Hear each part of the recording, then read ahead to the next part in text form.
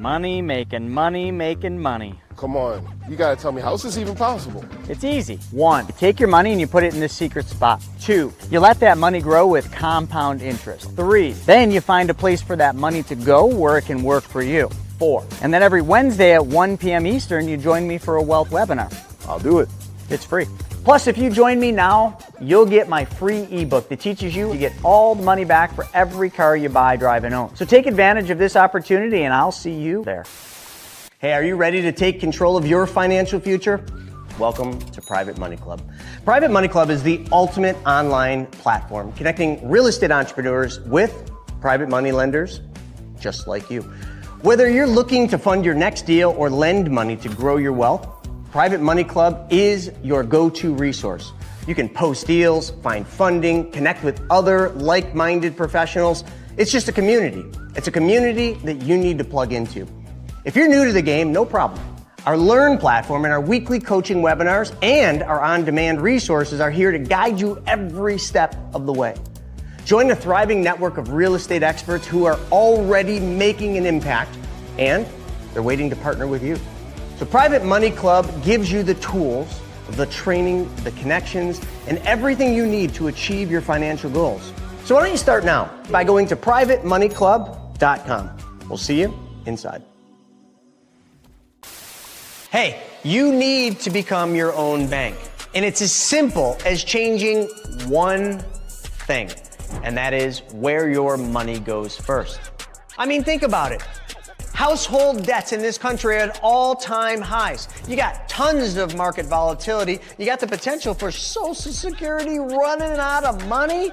You've got global uncertainty, political divide, and you have to figure out where you're going to put your hard-earned savings.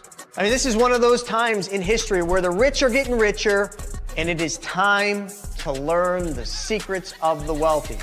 But here's the good news. Every single Wednesday at 1 p.m. Eastern Standard Time, I put on a free webinar where I teach you how to take back control of your money by teaching you how to become your own bank. So click the link below and let's get started.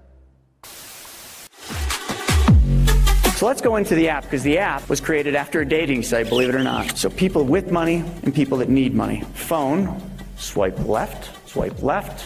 Ooh, I like that one. Swipe right. You want to go on. If you got money, you want to swipe left through all the deals. When you find one you like, boom, you're connected. How much more difficult does this really need to be? This isn't rocket science. They want you to think it is because they want control of your money. It is time to take back control of our money.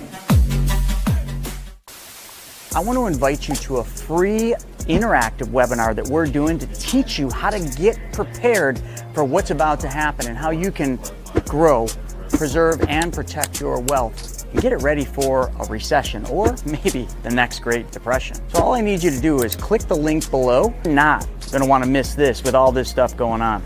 Are you sick of having your money lying around not doing anything? Well, we've got the solution for you. PrivateMoneyClub.com. Back to you, Chris. So that's what it is. Private Money Club was created for you and for all of us. So I've got something special. Since you're here, you're listening to us talk to you about the infinite banking concept, I wanted to make an offer. Private Money Club is something that will benefit each of you, but we've got what's called the Accelerator. The Private Money Club Accelerator is a coaching program that takes together the knowledge that you'll need to be your own bank and puts it together with the opportunities in Private Money Club so that now you learn and apply the knowledge. Check it out. We got a very special offer for you to be part of the next Accelerator coaching program and get you into Private Money Club so your money starts working for you. Hey everybody, it's Buff Finance Guy here, ready to show you how to make some serious gains. But not only in the gym, with your wallet too. Most people put their money in the bank doing absolutely nothing for them. But I'm gonna show you how it doesn't have to be that way. So take Andrew here. His money has just been sitting lazy in the bank. But all he has to do is change one thing, and that's where the money goes first, and everything changes. Just change where your money goes first, silly. Wait, just one change? Yeah, that's it. Instead of sending it to the bank, you send it to your very own banking system. Your money can grow and get stronger, just like me.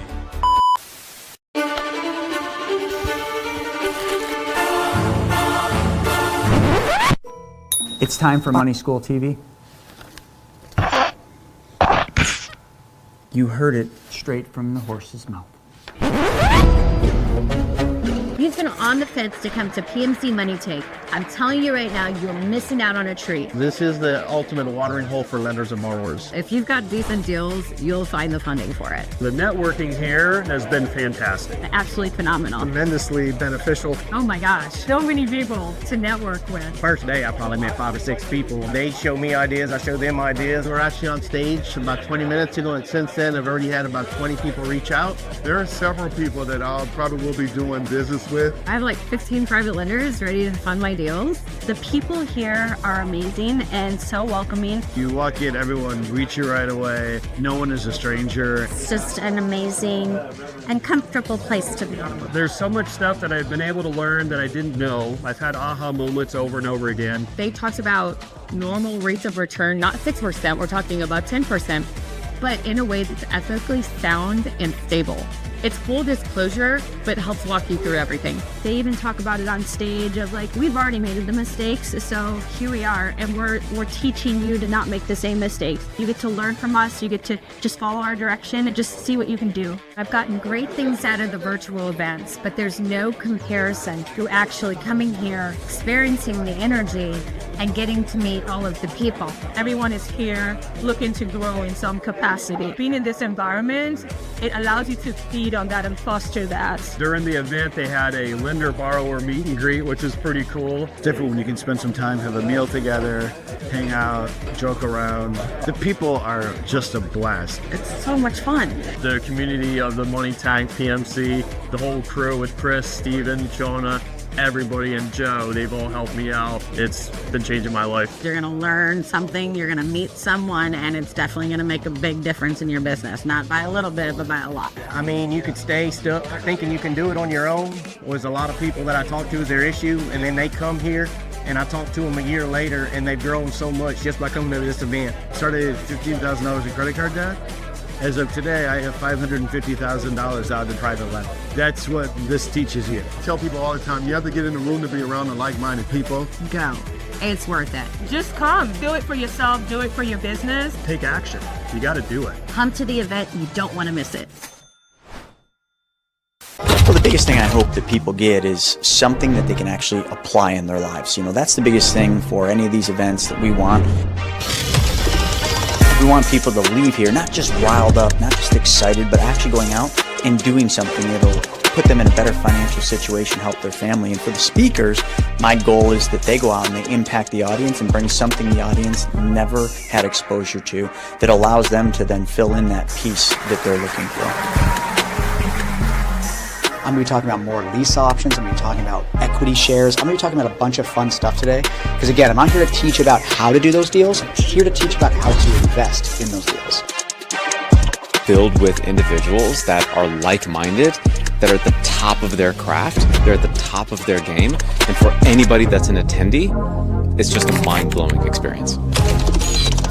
It's almost going to be hard to speak anywhere else but here because it was such a great experience. I felt like, I don't know. It was amazing. Nothing less than amazing, literally. At the PMC Money Tank event, which is an epic event that we're putting together that does one thing and one thing only, makes everybody money. It brings people with money together with people that need money. It's like a peanut butter and jelly sandwich. You just smash them together and everybody wins.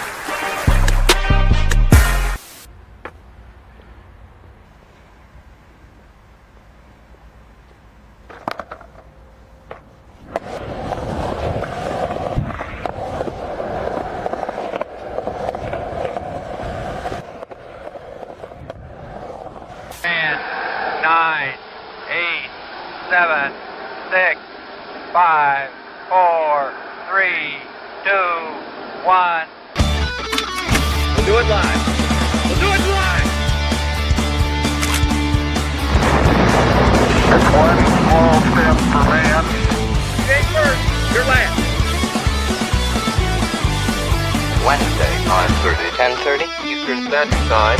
Do it live! What's up, everyone? Good morning. Welcome to 2026. Happy New Year. Thanks for being here. My name's Stephen Nagy, and I will be hosting What the F Happened this morning. St. James will be joining me shortly, and Chris Noggle is in an airplane flying, actually. So he was out doing some business meetings and snowboarding out in Western British Columbia. Actually some really cool stuff, making some good content. And so Chris is headed back to New York today, but kicking the new year off with a bang. And let me tell you, it's good to be back. It was nice taking a couple weeks off of the show. However, we are back and better than ever and ready to go in 2026. So I appreciate everybody being here. Appreciate you guys. Hopping on the show each week and checking things out and figuring out the news right along with us. All right, looks like I got St. James up and running, so let me get him on here, and we will kick this baby off today. Oh, we had him for a minute. Camera's back. All right. What's going on, everybody? My name is St. James, and it's great to see everyone here. Happy New Year. As you know, we've got a whole ton of information to be going through for this new year. It's going to be hard to cover everything. Let's face it. But especially after taking a couple weeks off, right, James? We missed a lot of news. We got to get caught up on things. There's a lot happening. So, all right, looks like you got your video working. So yes. Happy New Year. Good to see you, my friend. Always good to see you too as well, Nagy. So, let's get the ball rolling here. We got a lot to talk about. All right, cool, man. Let me see. What do we start with? The economy.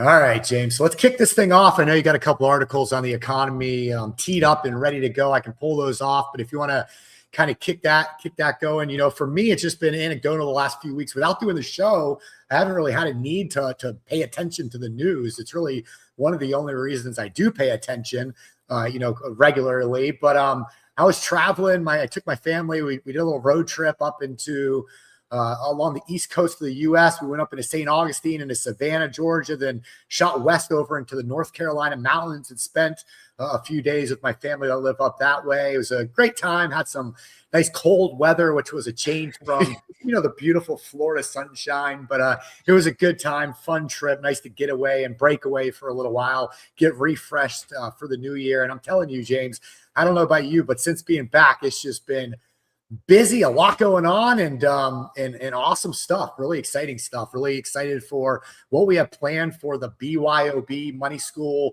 Private Money Club community in 2026. Really cool changes, kind of internal stuff, but front viewing, you guys are going to see a more coherent message, kind of coherent branding, and bringing everything home. But our core mission of teaching you how to take back control of your money, solve your money problem, become your own banker is core to what we do and what we will continue to do. So 2026 is going to be awesome, man. But getting back into this news, I've been kind of watching the stock market. It seems like over the holidays, it was kind of chilling. I know it's still way up right now. Pretty wild to see. Precious metals markets have been pinging up and down like a roller coaster, which is unusual for precious metals. I saw silver was back above $80. I mean, we started last year, silver being around $30 an ounce. We're up over 80. So for silver to make that kind of move, it historically tells you something major is about to happen.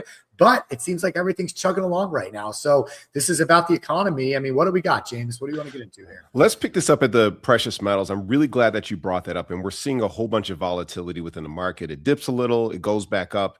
And for those of you who've been hodling, that's holding on for dear life with your precious metals, congratulations. This might be your windfall moment.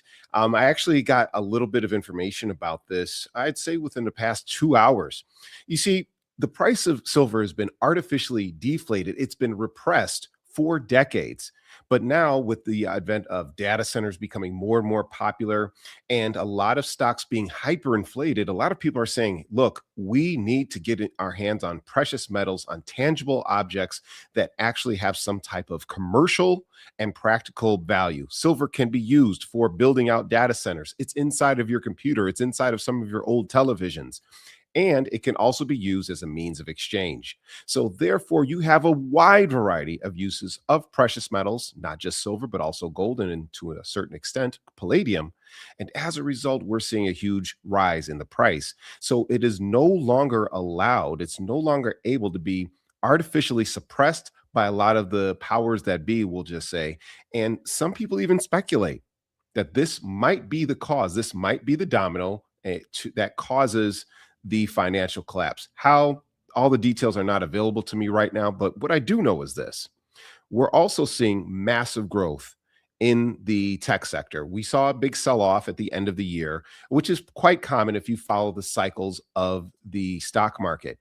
But now it is ramping up, and I believe that we just hit over 8,000 in the stock market as well. And oh yeah, we're looking at the gold and commodities exchange, and look at this, we're chugging right along. So the question becomes, I know a lot of us, we always preach being in control of your money, be in control of your stocks.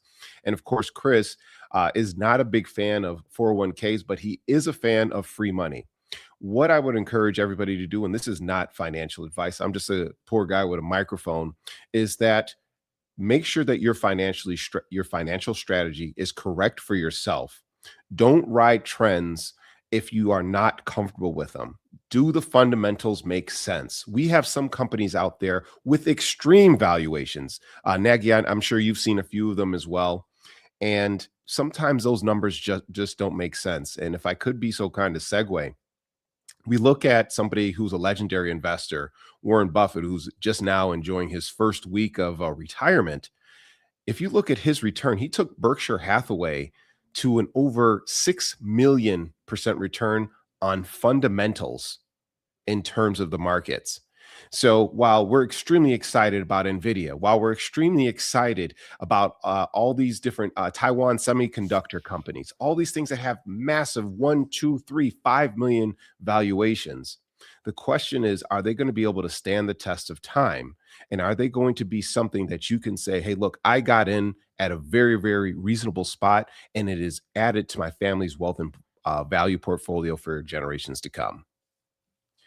Yeah, absolutely, man. I mean, it's one of those things where you never want to, go against what Warren Buffett says. Warren Buffett famously just breaks it down to, buy low, sell high, and don't lose money.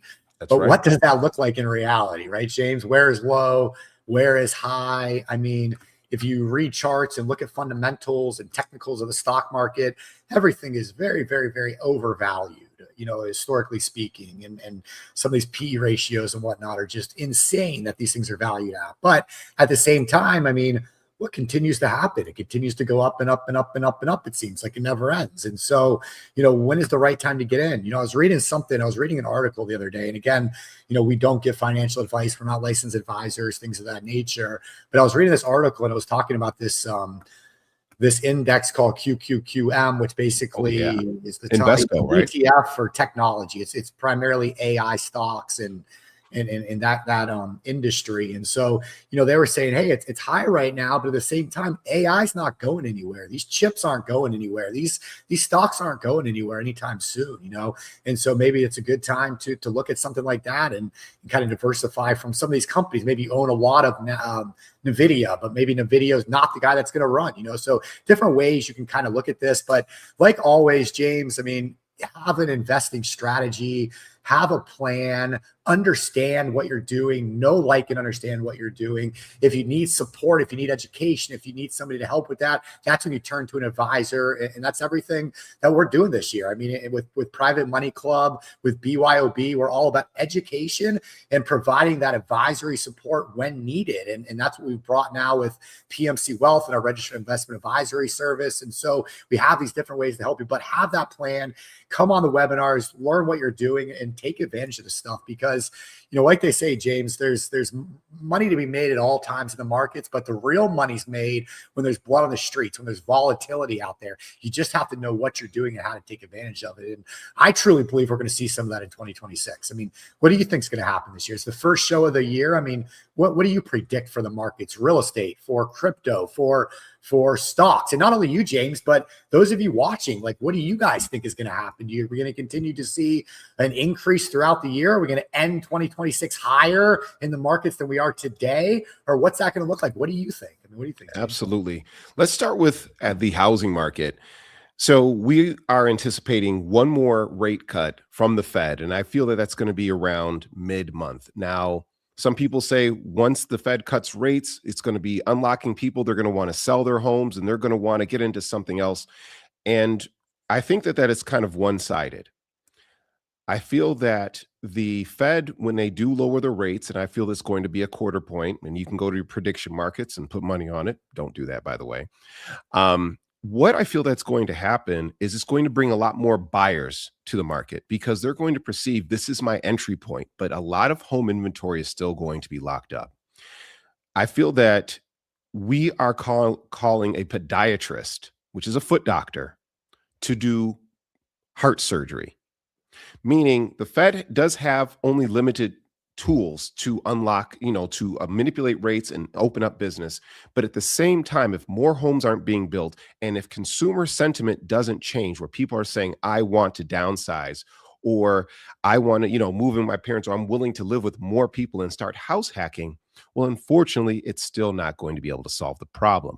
So while the Fed is going to do what they can to do to, help spur business, help make money a little bit cheaper to borrow from, it isn't going to necessarily solve our housing. So we will see an influx of new buyers. And I actually I'm willing to go on record and say that housing prices, they're going to go up, not a tremendous amount, but I feel that it will be at the same clip that we've seen in previous years with the exclusion of COVID. What about you, Nagy? Yeah, man. I mean, it's, there's so much going on around the world. So it's really hard to kind of gauge what's going to happen. I mean, and again, to me, I'm just very conservative. So I'm very safe right now. Like I believe that we're going to see a downturn. Okay. I believe we're going to see a pullback in all markets. It's just interesting this time around how it's happening. I mean, we're seeing a pullback in real estate right now, more so than we're seeing in the stock markets and some of these things. So that's different than the past. The past, real estate typically will follow what's going on with the markets and follow what's going on with the banking systems and with the dollar and things like that. So it's interesting to see. I mean, inflation, at home, inflation seems to be under control right now, but with all the global tensions and, we'll talk about what's going on around the world with Venezuela and China and Iran right now.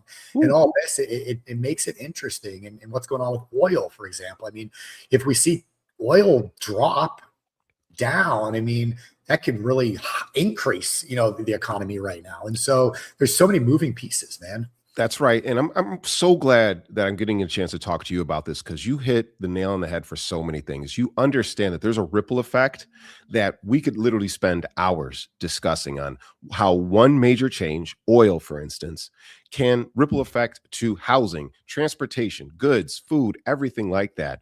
And in reference to the real estate in Florida, I actually wanted to ask you, we're seeing that a lot of the COVID boom states, Texas, Florida, Nevada, places that where people were moving, 10,000 people were moving there per week over COVID. Now they're having record levels of foreclosure, abandonment, and people just leaving the states as well. And I'm not trying to make this political. We're just stating facts here. Let me ask you something, Steve. In Florida, what are some of the things that people have to be concerned about when they move there? Because I see cheap, I see cheap housing, but what about the cost of insurance? What about electric prices, like your energy prices? Have you noticed an adjustment in those things as well? Yeah, Florida is an interesting state, and it always is when it comes to real estate because it's so massive. People don't realize how truly big Florida is. I mean, if you start in Key West, which is the southernmost point of Florida, southernmost point of the United States, and you drive all the way up the state into the Panhandle, out into where it leads out into Louisiana, Alabama, all through there, I mean, you're talking probably more. You're talking about 12 to 14 hour drive. Wow. On highways. I mean, it's a long, I'll look it up in a minute, but it's hundreds and hundreds of miles. Okay. And so people don't realize like how truly big Florida is. And because of that, and because South Florida was built basically on swampland, northern Florida, is kind of along the coast, but there's a lot of open area still in Florida, a lot of areas. So what happens in these real estate booms, it seems that these investors, these developers, they move into these less populated areas that don't have a lot of housing already, infrastructure, business, things like that. And, Florida, because of its beautiful weather, because of no income tax, because of all the reasons people have moved to Florida for years and years and years and years. And, with COVID, it happened to be, we were the free state of Florida and everything was open here when the rest of the country was closed. It drove a lot of people here. And so, when that happens, people move to these areas that I personally would never live in. I mean, I'll just put it that way. They're not great areas, but people don't know that because people that aren't from Florida say, "Oh, it's Florida. Like we're moving to Florida. Florida's great." No. South Florida, Central Florida, and the Panhandle of Florida are like three different countries, James. Like they are. The people could not be more different. The attitudes could not be more different. I mean, the diversity could not be more different. And so it depends. So I'll give you an example. And I'm saying all this for a reason, where I live in Southeast Florida. So I would say anywhere really from Miami up into really anywhere along the coast of Southeast Florida is still booming right now, man. Like our real estate prices have not really come down. There's a little more inventory on the market. You've seen some price adjustments from like the crazy ask prices from last year that people weren't getting. So the market's kind of come to where people are buying, but we haven't seen, at least where I am along the coast, we're not seeing a lot of foreclosures now. If we look at 2007, 2008, 2009, 2010, the last real estate collapse and recession, the areas that got hit in Florida very, very hard then, those areas seem to be the ones right now that are also starting to see those downturns, maybe some foreclosures popping up, things like that. But it's not something you hear about here. It's not something that people are talking about. It's not something you see. So I don't know where you're getting those stats. There's more foreclosures here than anywhere else. If that's true, I just don't see it. And I have not heard that, and that's not like kind of the attitude, but it could be true. I have no idea. So, but it seems to be those areas that people move to. And so you asked me a question, what do people that move to Florida maybe not know about? Hurricanes. We did not, knock on wood, have a major hurricane hit Florida for the first time in decades this past season, which is very, very rare. But the prior years, last 2-3 years before that, there was a lot of hurricanes that were coming by that were hitting, that were scaring people, things like that. So hurricanes is definitely one of them. Summers in Florida are hot and they are humid. And if you don't like that, if you're from up north, you're from a different part of the country, it's going to take you a while to adjust to that. And some people never adjust to it. So after 2, 3, 4 summers, they say, this is just not for me. I'm getting out of here. I'm moving. And that's why you see areas like South Carolina, Southern North Carolina, Northern Georgia, that whole area where I was visiting, where my brother moved from Fort Myers, Florida to that area 2 years ago. So they because of that, it's a more laid back way of life. It's a little bit more affordable. It's a little more mild, temperate weather. The people are a little bit more family oriented, things like that, because Florida is a melting pot. I mean, the diversity here from all over, not only the country, but all over the world is a real thing, and so there's different reasons like that. I mean, to me, I can pull up a chart. I was looking at electricity prices across the whole country over the last 30 years, and it adjusted each year what that looks like. I mean, Florida's pretty average compared to what other states look like. I mean, electricity prices seem to have gone up everywhere. No state income tax helps. Property taxes might be a little higher than other places, but what I've seen is pretty average. And we have something that's called homestead. So when you live in Florida, your primary home has it's limited to like a 2% or whatever increase each year in property taxes. So property taxes, if you're living here as your primary home, aren't really a concern because of the homestead laws that are in place. And DeSantis has been talking a lot about eliminating property taxes completely for your primary home. So we'll see where we go with that. But at the end of the day, Florida seems to be a love it or hate it place.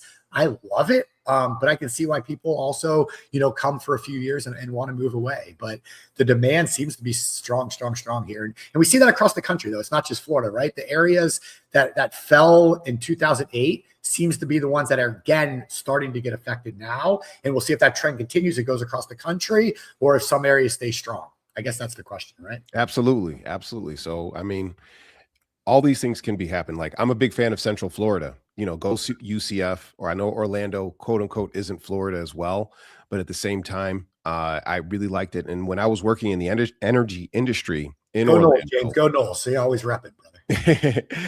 yeah, I was down there and I'm looking at some people's energy bills for their air conditioning, for their 2,000 square foot house. And I'm seeing bills in excess of $400, $500, in some cases, $800.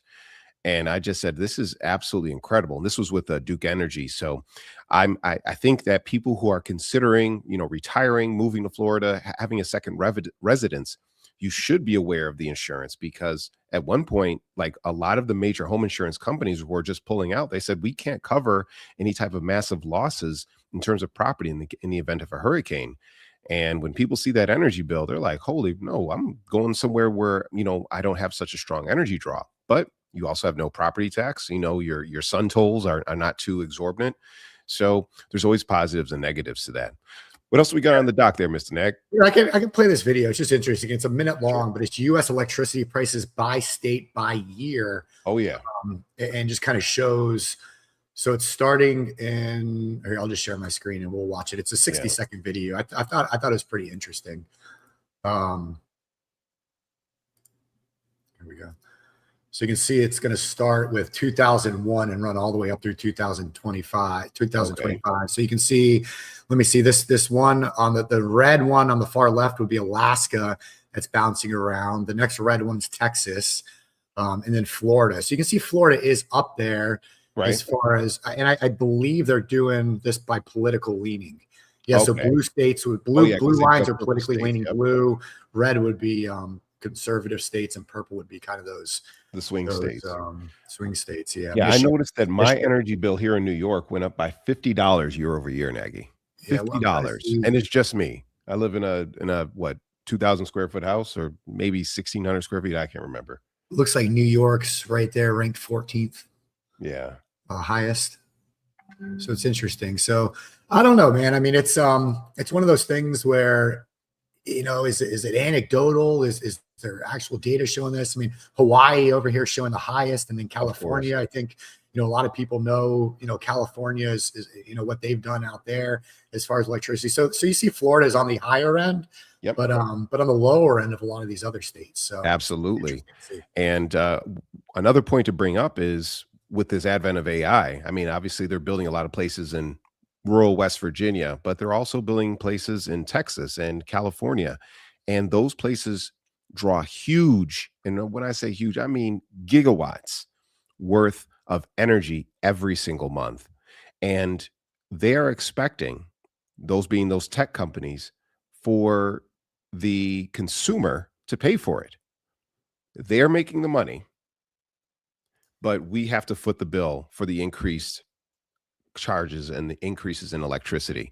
I'm not a big fan of that, but I understand that this might be a cost of doing business, but I just can't be on board with that to a high level. That's why I'm glad to see, like, they're going to reopen 3 Mile Island, Microsoft, for instance, and they're going to be providing more energy, because of this rule of supply and demand that we have here.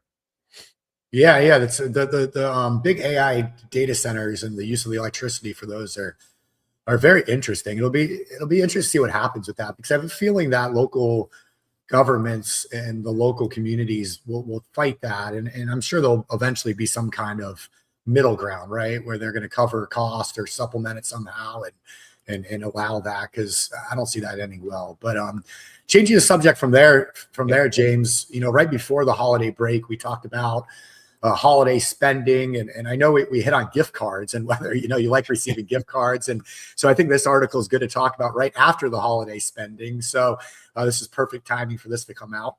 Absolutely. It says unused gift card balances surge after a holiday season. I know I've personally said this. I have a stack. I'm not kidding, James. I'll bring it next week.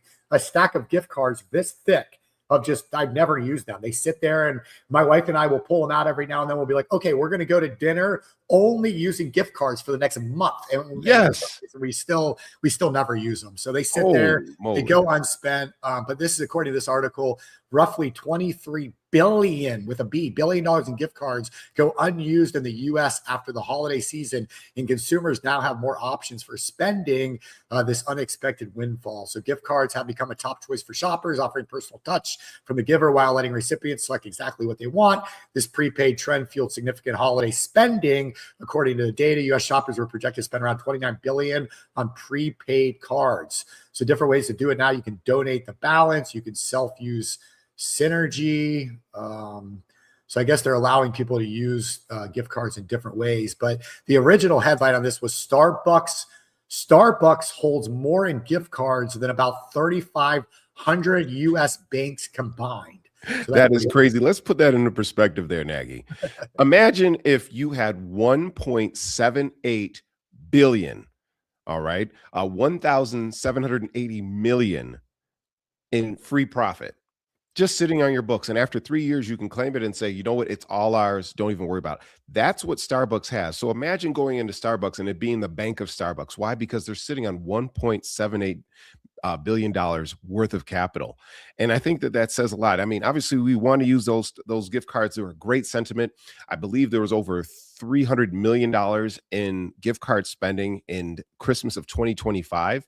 But unfortunately, a lot of those gift cards are never going to be spent. I know I'm sitting on one right now for Carrabba's Italian Grill, and I'm going to have to try to use that. So I think that, guys, if you're watching this and you have a gift card stuffed under your mattress, if you have a gift card stuck in between your sofa seats and cushions, please use it. Nagy, you've got a stack. You said this big, man.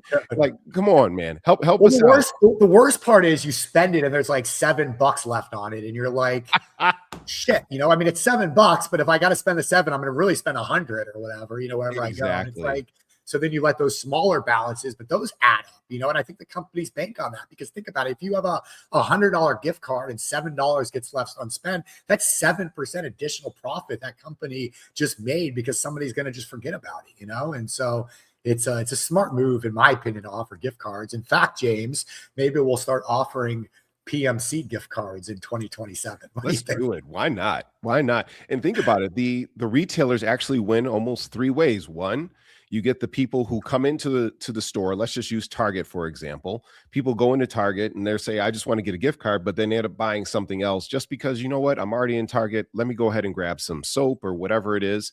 They win again because they have the balance sitting on their books, and that is now a guaranteed customer. They call this actually breakage in the industry. And then the third way that they make money is when the person comes in to actually redeem said gift card. And like you said, a lot of people don't spend the entire balance and throw the remainder away, whether it be $1, $7, or even 50 cents. Or what they do is they go over that particular balance, and now they have even more money on their books. So this is great. And that's why some people who are, consumer spending advocates, they're saying, instead of giving a gift card, just give the money, because the money's not going anywhere. It's going to lose the same value over time. Or what you can do is you can give all of your friends for their next Valentine's Day is coming up, for instance, guys. Instead of buying your sweet young thing a gift card to Sephora, just get them a subscription to the Vault, because nothing says romance like saying, honey, I love you very much. Let's get our money in order. I mean, that's just it just checks all the boxes right off the bat. I would say don't listen to St. James. I'm married, so I will tell you the truth here. Buy jewelry. You can never go wrong buying jewelry for your significant other. And the beautiful thing is, what are precious metals doing? Going up like crazy. All the jewelry I bought over the last couple of years is way up in value right now, which is really cool to see. It's functional investing is what I tell my wife sometimes. I'm buying these chains because it's functional investing. You can wear it, but it's increasing in value. So how are you going to beat that, right? You're winning on both ends. She's satisfied, you're satisfied. Here I wanted to mention, and you see a lot of this stuff, but this was coming in from Morgan over here. He said, why do people drive Teslas to keep up with the Joneses. So No. keeping up with the Joneses, though, is a real thing. Like, people do that a lot. And we were talking about Florida earlier. There are parts of Florida where keeping up with the Joneses is literally the thing that people do here. But anyways, so that's a real thing. But for Teslas, I don't think so. I mean, we own it. We leased a Tesla because I thought it was a cool, inexpensive vehicle. And that's exactly what it's become. It's a very, very cool, inexpensive vehicle compared to what else is out there. I know Chris just got one traded out, his keeping up with the Joneses G-Wagon for one. So not as sexy as a G-Wagon, right? But but a beautiful vehicle. And I think it's people drive Teslas, I think, because the technology in Teslas, the vehicle itself is amazing. There's nothing else like it out there. When you drive one, it's a truly incredible car, and they relatively are affordable compared to other stuff out there. So that's my absolutely. Let's put this in just a little bit of deeper perspective, because I go back and forth with Chris about this a lot. Obviously, he loves his V8s, and Nagy, I know you're kind of in the middle of the road, no pun intended, but you buy the right car for the right purpose. If you're just doing a daily commute to A to B, and your commute is like 10 miles at the very most, a Tesla is very good. So instead of re-engineering and saying, like, this is why this is good and this is why this is good, let me just break this down to you this way.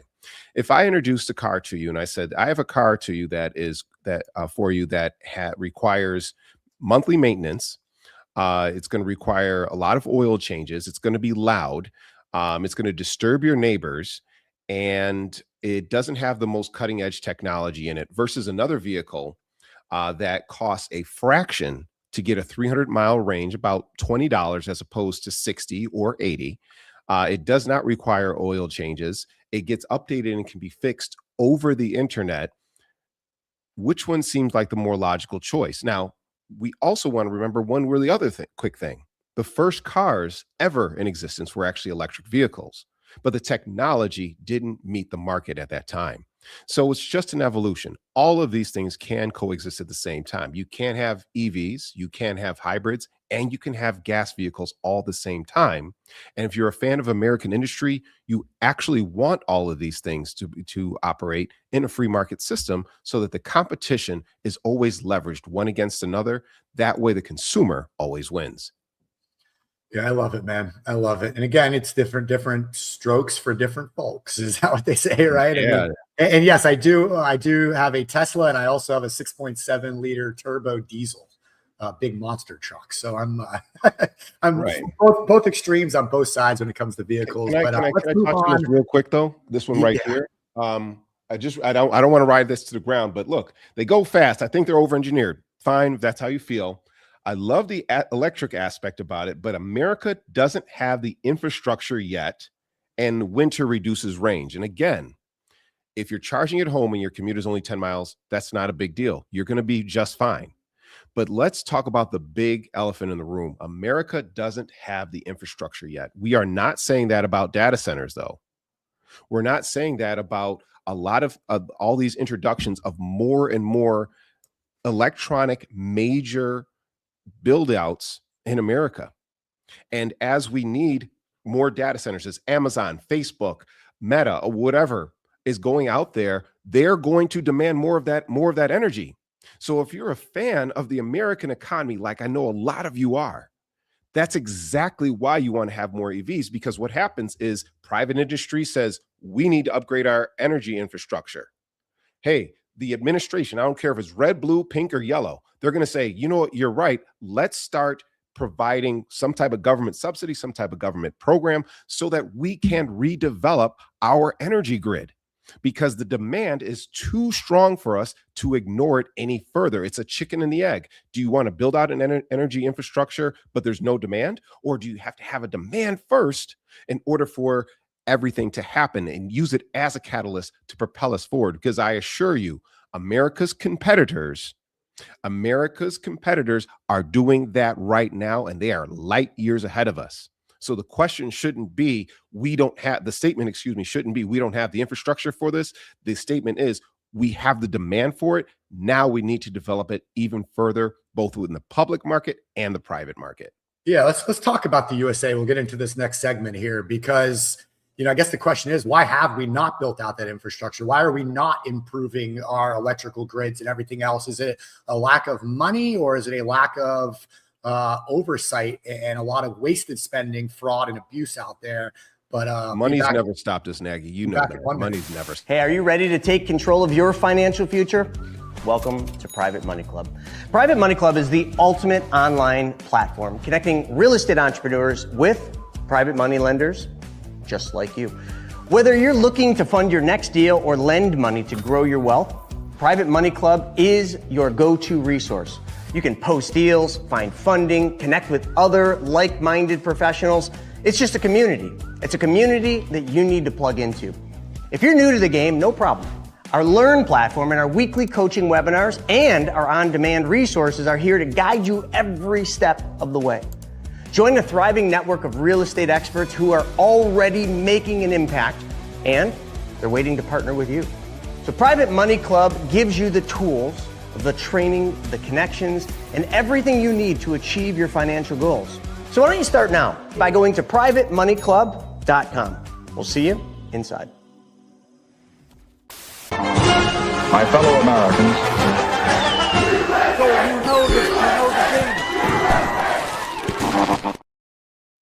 All right, cool. Hey, James, before we get into the U.S. news, I got to ask, I feel like I've seen Chris wear that same shirt before. Did you get to the office and put Chris's shirt on? I completely stole this out of his closet. That's why this is actually a long sleeve, but it's Chris's size, so it only comes to my elbows. It is what it is. You look good, man. Looking good today. Looking good. I like it. Thank you so much. Coming into the office up there to the studio and doing the show with me. It's much better than doing it solo, especially when Chris is gone. And it's a lot of fun having you here when Chris is here. So absolutely. And those of you that don't know, James is a lot of times behind the scenes when it comes to becoming your own banker and money school. And he's the one who posts a lot of the different shorts on social media. Helps Chris with a lot of the behind the scenes videos and content, things of that nature. And James is also very versed when it comes to the infinite banking concept, becoming your own banker. So if you ever get a reach out from James, he's ever giving you a call, shooting you a text or a message, something like that, wants to chat, definitely connect with James. He's very intelligent when it comes to that, has great ideas behind some of the strategies. And just in case anybody didn't know who James was, he's been around a long time, right, James?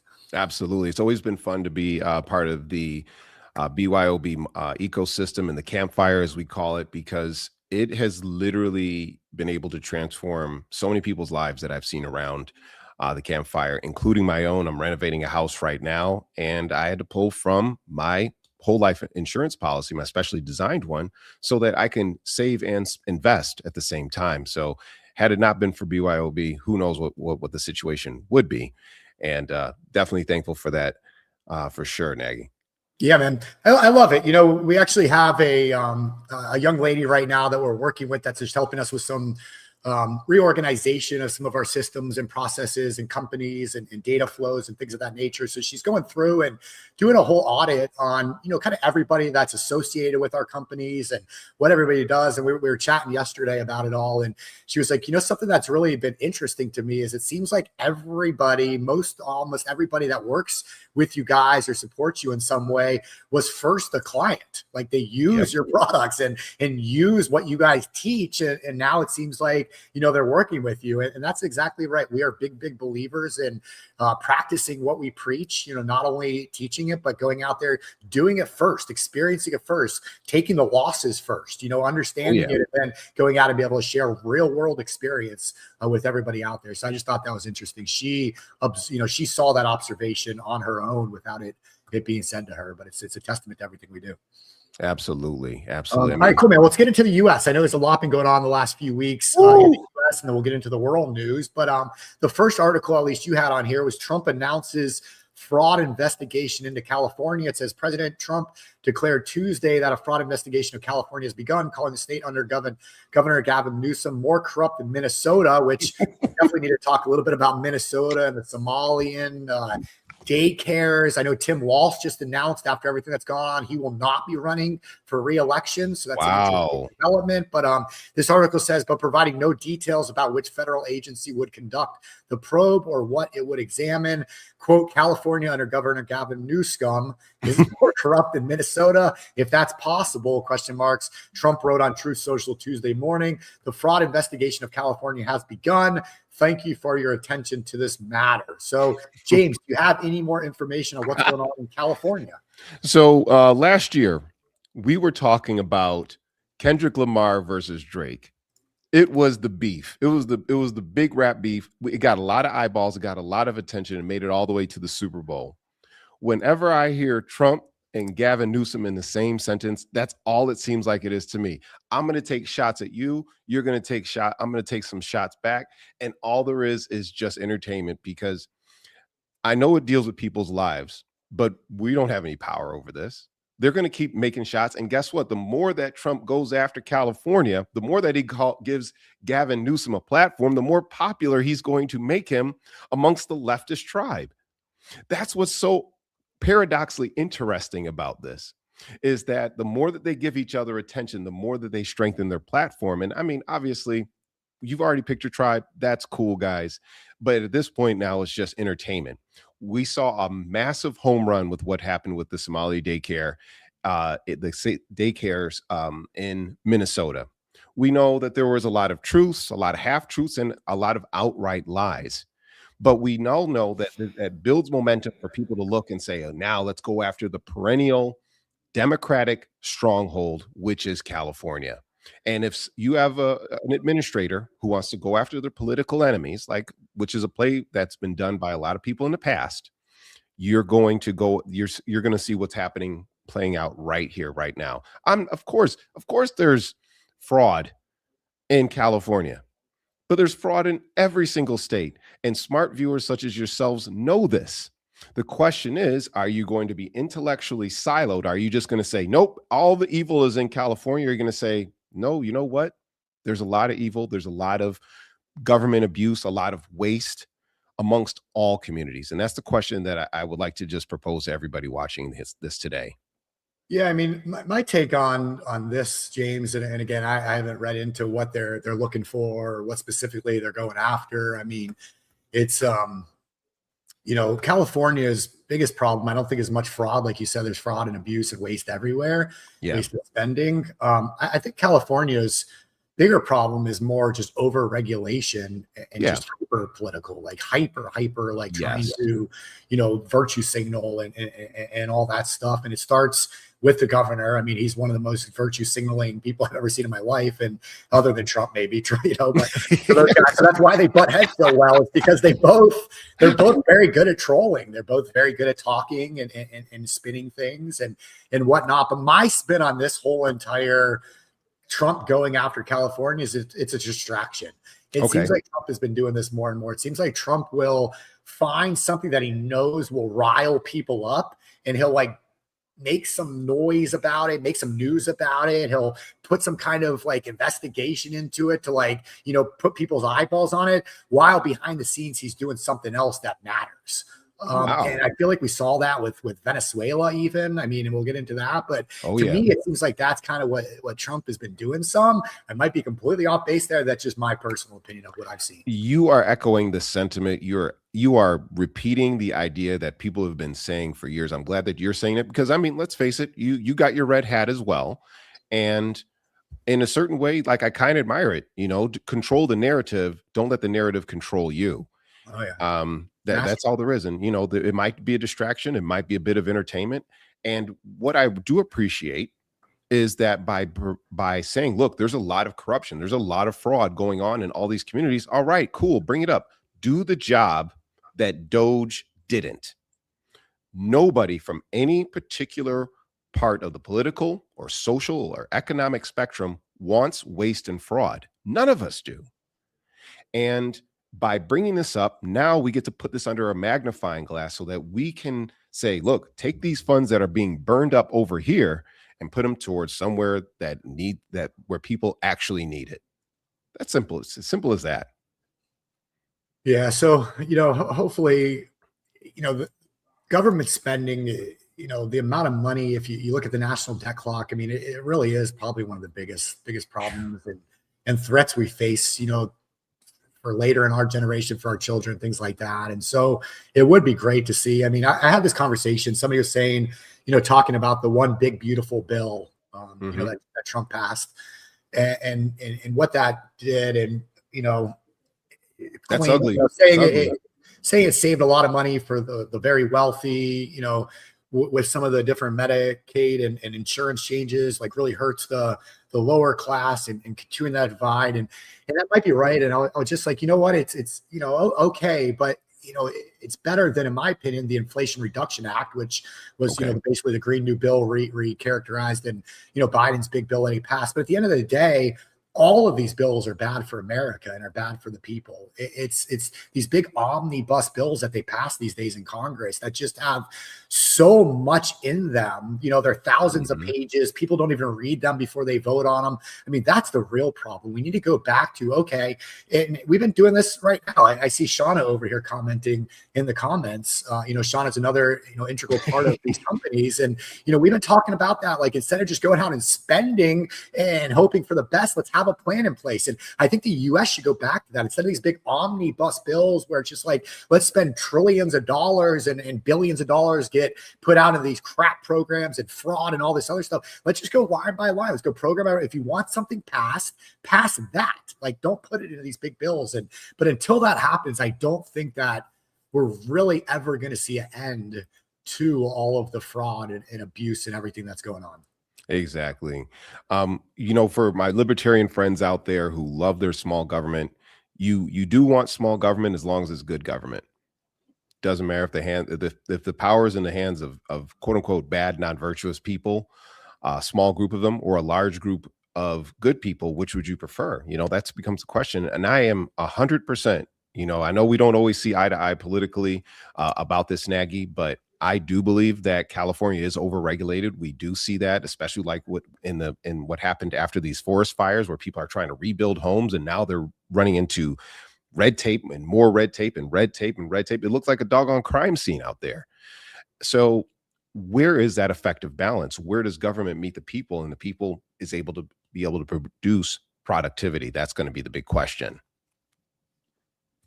Yeah, absolutely, man. And so, all right, what else is going on in the U.S.? Let me go. Man, let's talk about this. So President Trump is defending his sweeping Liberation Day tariffs as a cash cow for the Treasury and pillar of national security, even as official numbers show custom duties in 2025 totaled under $200 billion, far short of the $600+ billion that he claims, and made up only a small share of the federal revenue. The Supreme Court is now weighing whether he exceeded his authority by using emergency powers under the International Emergency Economic Powers Act to slap tariffs on imports from nearly every major trading partner after the lower courts twice ruled the policy illegal. And as opposed to debating whether or not tariffs are legal or illegal, I'd like to actually make a left turn on here, Nagy. We slapped, I think, over 17 different tariffs around China, okay, world's second largest economy.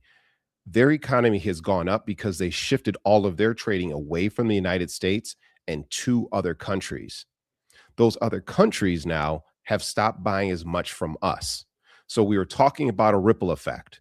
One small drop, and this was a huge drop actually, has sent a trade ripple across the entire world.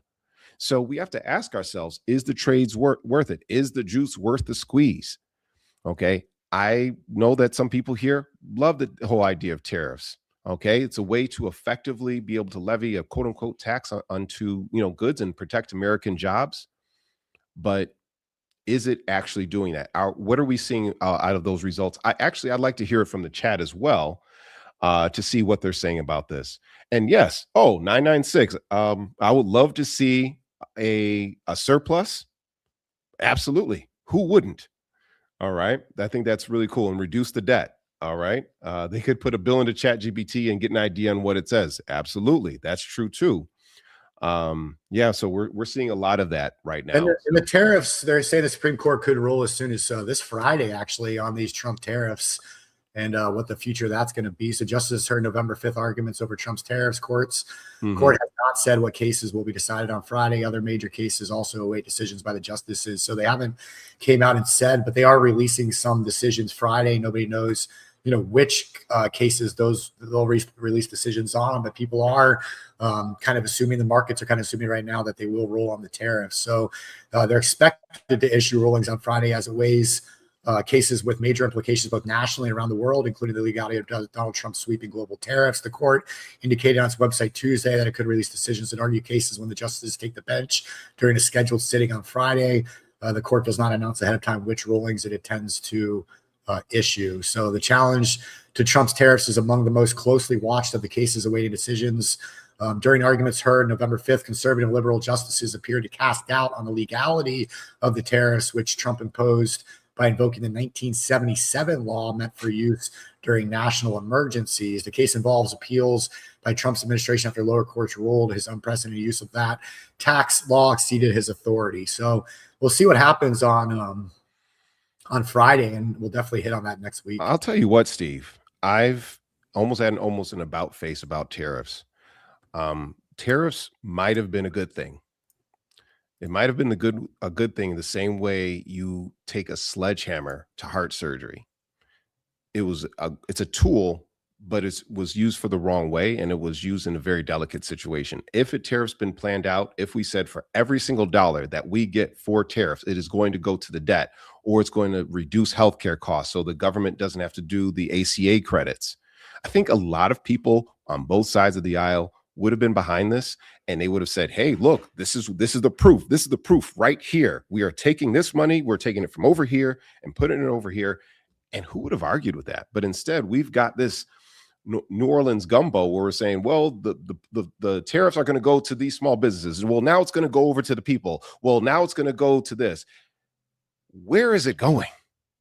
And if you want a strong economy, you need confidence. Economics, while its foundations is math, it extends to the emotion. We talk about consumer sentiment, consumer confidence. If you have high consumer confidence, guess what? The economy goes up. If there is low consumer confidence, what happens, Steve? It goes down. Yep. Absolutely. You mentioned a sledgehammer, back in the 70s or, maybe before that, but I believe they used to use sledgehammers for heart surgery. They had to break open the ribs and pull everything apart. Oh, that's yeah. So maybe it's smart they use the 70s law for this tariff thing.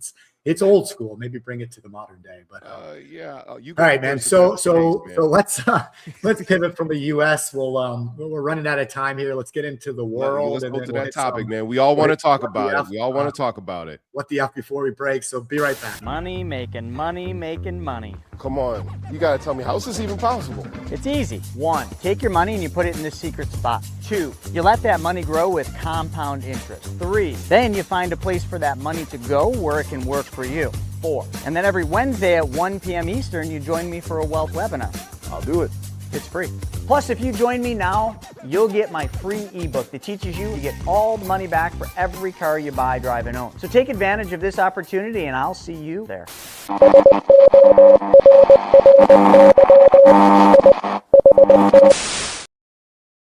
All right. Wealth webinar today is going to be hot. So make sure you guys are there at 1 p.m. Eastern. Craig, Yenny, and myself are going to be getting into the infinite banking concept and the idea of long-term thinking and how to start implementing that right now into your life to solve your problems today, but set you and your family up for the future. So going to be a really cool show at 1 p.m. Eastern today. So make sure you're registered for that. In fact, we do 6 total completely free live webinars, different content, different subjects every single week.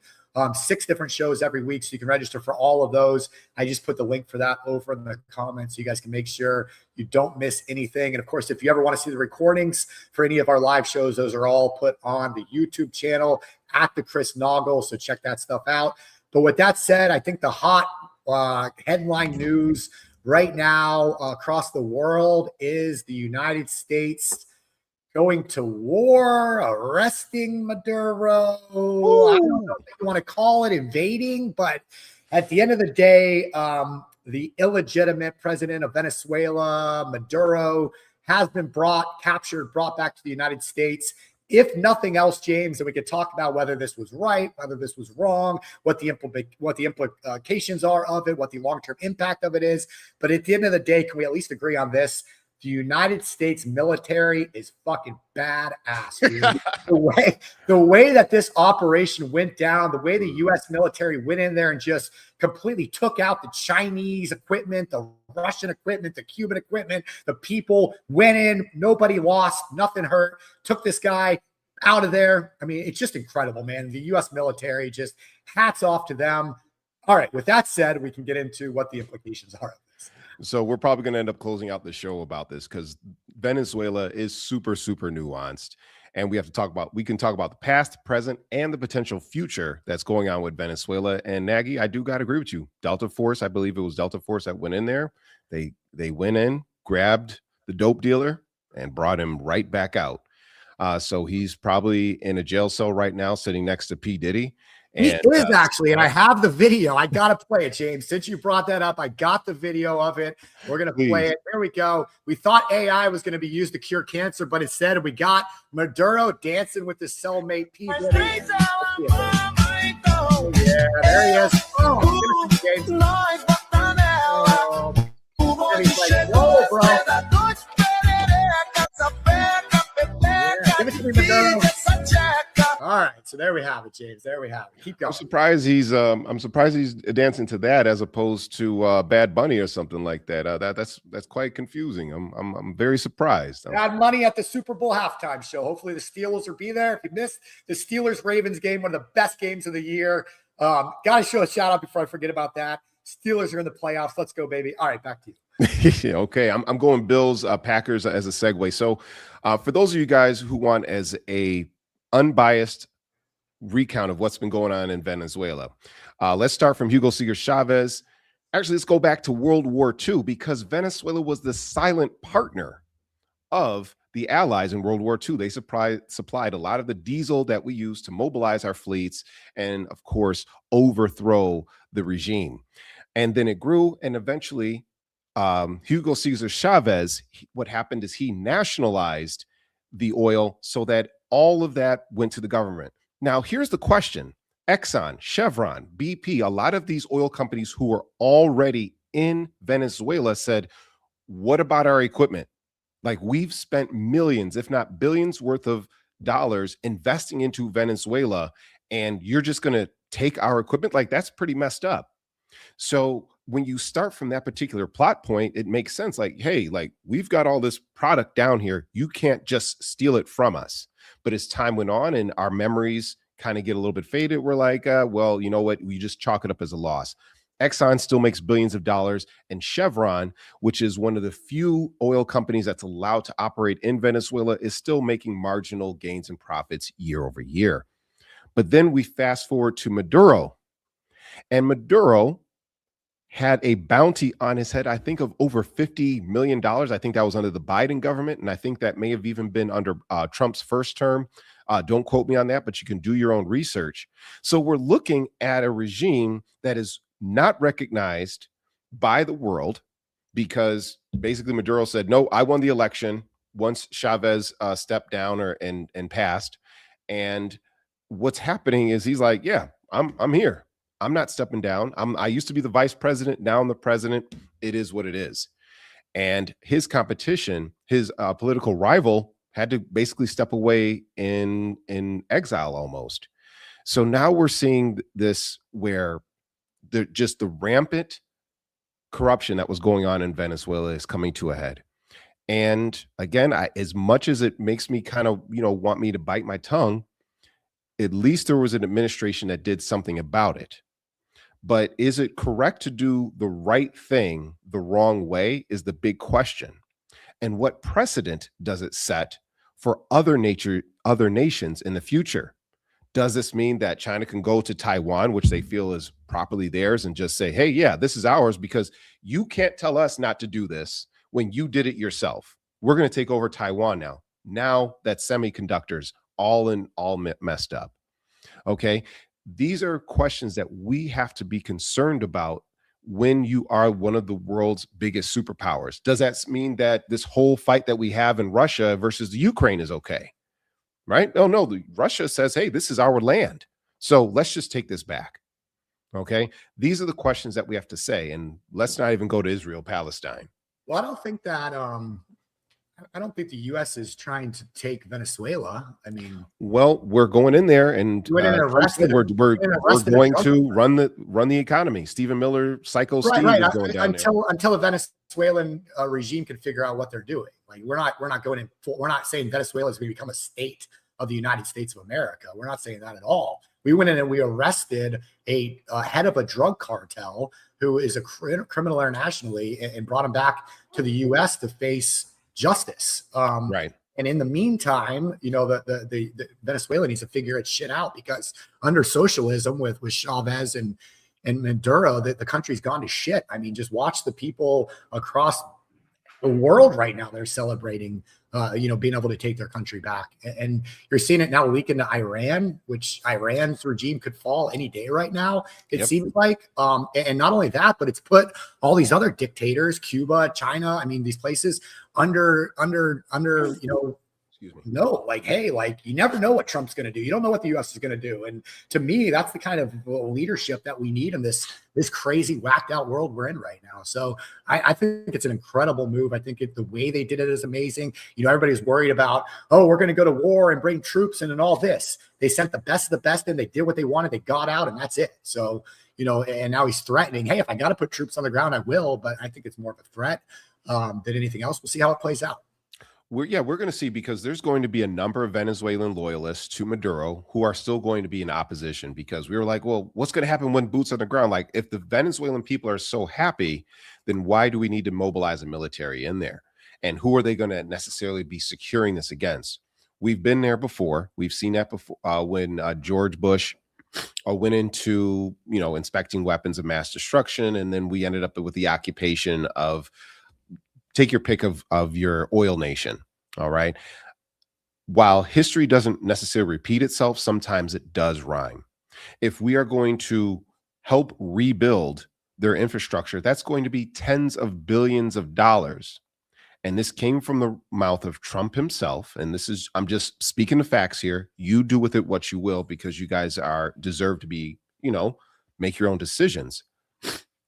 He said that the U.S. people, the U.S.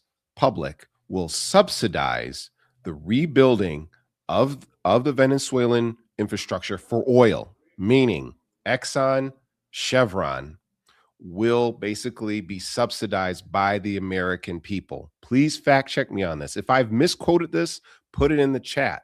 I'm open to being wrong, but based upon my research, that's what it says. I'm not a fan of that. And we're all expecting, like, on a knee-jerk basis, that, okay, Venezuela, bad, dope dealer, bad, military action, America flex its muscles, good for us. Also, what we're thinking, now prices of oil are going to drop and it's going to be amazing. I'm going to tell y'all, OPEC, they don't play. And OPEC, even if we say, you know what, flood the gates, let's just drop all of that super amazing Venezuela crude, which is the good stuff, not that West Texas crude, which is like fake maple syrup. We're talking about straight from Montreal, the thick, super good maple syrup that we use for diesel. Even if we flood the zone with that, now all the other participating countries in the oil nations of OPEC, what they do is they reduce their supply. And now it keeps the oil at $97 a barrel, $94 a barrel, whatever the case may be for prices of oil, because you can't have one without the other. They need to be able to maintain their profits unless there is some severe outlier in terms of the oil economy. So that's just something I want everybody to be aware of. Change won't happen overnight. It is a long haul situation, so be prepared. We're going to probably be talking about this for months to come. But we do have to understand the nuances of this and try to get your information from as a numerical, empirical basis as possible, meaning not left, not right, just these are the facts and here's what can happen. That's what I got to say about that. Yeah, the last thing I'll say on it is it's just wild to see just how political everything is in this country. I mean, there are dozens of videos of every prominent Democratic politician over the last 10 years talking about how we need to put an end to the Venezuelan regime and Maduro and everything else, and the $25 million bounty that Biden put up and all the rest of it. And as soon as Trump does something, it's World War III. It's the end of the democracy. It's can't believe Trump dictator did this and that and this. And it's just, I mean, I think John Fetterman, so you guys know who John Fetterman is, right? U.S. Senator of Pennsylvania. He came out last night and said, less than a year ago, President Biden upped the Maduro bounty to $25 million. Removing Maduro was positive. As a Democrat, I don't understand why we can't acknowledge a good development for Venezuelans and how deft our military's execution of that plan was. And this guy, say what you want about him, but he seems to be one of the only level-headed members in Congress. He's a far left politician. He's a very Democrat side politician in everything he does, but he also will acknowledge stuff like this when it's positive. And it seems like no other politicians or media organizations in this country will do that. And until that changes, all I'm going to say is we're going to have a lot of fun on the show this year, James. Amen. I don't see that getting solved anytime soon. And it's going to give us some great content to bring to you guys each and every single week. So with that said, I know we went a little long today. I know we didn't get to any fun What the F stories, but it seems like all of this is just What the F in itself. So we'll try and get to do better next week, get to that stuff and stay on time. But any last words, James? Hey guys, thank you always for tuning in so much week after week, bringing your comments, and make sure you like, share, and subscribe this. If you have a friend who wants to learn more about Venezuela, if you have a friend who wants to learn more about any of the topics that we talked about, or if you yourself have a topic that you want to bring in, you can message Chris Noggle directly. You can message myself. I'm sure my socials are there. Text Nagy, and we're going to do our best to do our data dive into this, into your topic, so that you can learn more about it and that your friends can learn more about this as well. Let us do the hard work so that you don't have to. With that, go Bills. I love it, James. Good stuff, man. Good stuff. We'll see you guys at 1 p.m. Eastern for Wealth Webinar, 4:30 p.m. Eastern for Ask Me Anything today. And of course, tomorrow we're back to the regular schedule on Thursdays for the Private Money Club Quick Start webinar, where we teach all about private money lending and real estate investing. But until next week, we'll see you guys back here on What the F Happened. Have a great week. And what the F, James. See you guys. Ow!